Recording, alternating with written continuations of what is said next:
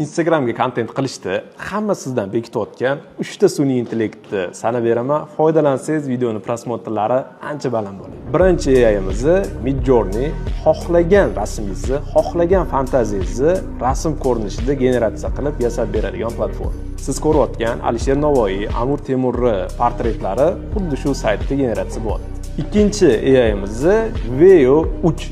Xuddi shu hozir ko'rgan Alisher Navoiy yoki Amir Temur portretini real hayotga, video ko'rinishiga, harakatlantirishga va ovozlashtirish uchun xizmat qiladigan AI hisoblanadi. Uchinchisi bo'lsa bu Sono AI. Bu AI bilan o'zingizni собственный musikangizni yasasangiz bo'ladi va bu juda ham oson. Hattoki she'r beradigan bo'lsangiz, uni qo'shiq ko'rinishiga aylantirib beradi. She'rni qanaqa yozaman desangiz, ChatGPTga tashlaysiz, xohlagan mavzungizni aytasiz, xohlasangiz o'zingizni ismingizni qo'shtirasiz va xuddi shu narsani ashula ko'rinishiga o'tkazib, Sono AI'da musikangizni yasab olsangiz bo'ladi. Mazam.